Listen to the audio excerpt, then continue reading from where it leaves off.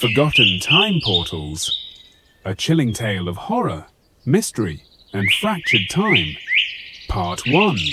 The Signal from 1,000 years ago.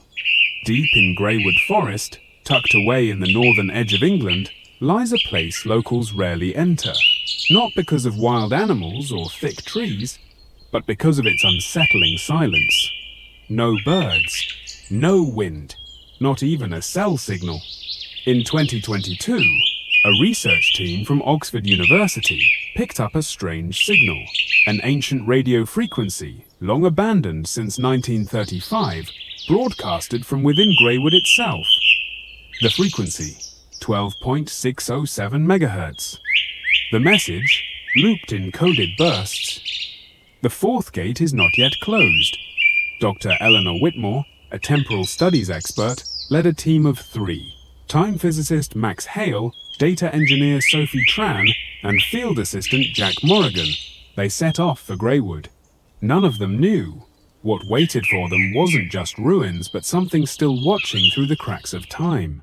Part 2. The Gate in the Woods. Amid the dense trees, they discovered a moss-covered stone structure, a Roman-style archway, about 3 meters tall, standing alone in a clearing. Then came the anomalies. Their compasses spun wildly. Watchers began ticking backward. Max's high-frequency time meter displayed negative flow. They set up camp 50 meters away, installing recorders, thermal cameras, and ground-penetrating radar. That night, Jack spotted something, a figure, moving fast through the trees. No footsteps, no sound. Thermal scans showed a cold energy trail flowing outward from the arch, like a current of icy air through time itself. Part 3. The Backward Experiment. The next day, Eleanor activated a magnetic resonance device to match the ancient radio signal's frequency. At 12.607 MHz, the air thickened. Wind stopped. From within the arch came a sound like a chime, but stretched unnaturally long. The stone began to glow faint green like a mist. Within seconds, the space beyond the arch rippled as if underwater. Then, the forest behind it vanished, replaced by a vast field and a charred stone tower in the distance. Part 4. The Gatekeeper. Jack, entranced, approached. He reached out hand on the arch's edge and vanished. No scream, no flash. Only his leather gloves remained on the ground. Max wanted to retreat, but Eleanor stood firm. We didn't discover this to turn back. We stepped through. She and Sophie entered. The air turned cold, not weather cold, but reality cold. The world looked medieval. Ash-colored skies, yellowed grass, and a massive leaning stone tower on the horizon. And at its base, a figure, tall, cloaked, his face hidden behind a stone mask. He spoke only once. "You've crossed over, but are you sure you can return?" Part 5. The Tower and the Time. Scarred marks. Inside the tower, time unraveled.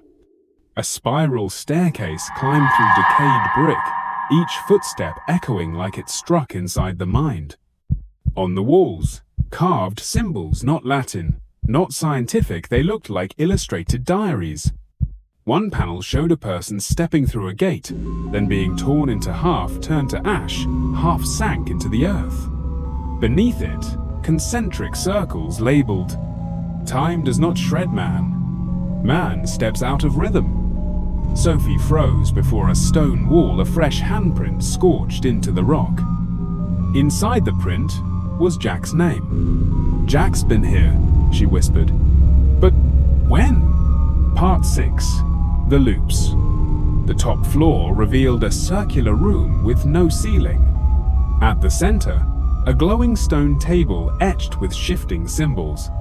Eleanor whispered, "It's a time navigation console." Max checked his watch, it spun backward. Sophie looked through a crack in the wall and gasped, "Eleanor, the sun is rising in the north." They realized This world wasn't just a different place, it flowed on a different time axis. 1 hour here could be centuries, or seconds, out there. Then footsteps echoed. Jack emerged. But not the same. His hair was white, his eyes hollow, his hands trembled with age. Don't stay. The gates, they don't stay open. I've lived centuries, in here, Eleanor screamed, but Jack stepped back and vanished into black smoke leaking from the wall. Part 7. The Machine Awakens. The console pulsed. 4 symbols appeared. Sunset path. Direction of sound. 5th angle. The gate is shut. Eleanor placed her hand on direction of sound. The tower shook. A circular gate opened in the floor. A voice low, female whispered, "Only those who hear time survive crossing." No time to think. They stepped through. Part 8. The hall with no shadows. They dropped into a long hallway made of black stone that absorbed all light. Flashlights failed. Darkness here wasn't absence, it was presence. Max heard his name, a voice from childhood. Sophie saw herself younger, innocent, waiting at the end of the hall. "Don't follow the echoes," Eleanor shouted. But Sophie stepped forward. She touched her double, and both vanished into smoke. No sound, no trace. Only Eleanor and Max remained. They ran. The darkness chased them like liquid smoke. Part 9. The Last Gate. They reached a final room, a half-open stone door glowing faintly. Max collapsed, bleeding. Above the door, carved in ancient script, "Only those who've lost a piece of time may return." Eleanor lifted him. Max whispered, "If I don't make it, shut the gate." She nodded. They stepped through. Part 10. Memory never returns. Eleanor woke alone in Graywood Forest. No gate, no Max, no equipment. Only an old pocket watch beside her, ticking backward. She returned to Oxford, but no one recognized her. No record of her name. No record of a mission. No one had ever heard of Eleanor Whitmore. Inside her coat pocket, folded and fragile, a torn page read, "The one who remembers is still trapped." Epilogue. Forgotten time portals. Isn't a place where humans study time. It's where time comes to study us.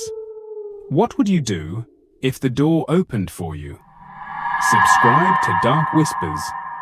If you believe time isn't linear, but alive, if you feel something watches through the cracks of reality, if you're ready to open doors that were never meant to be found, the past doesn't stay buried.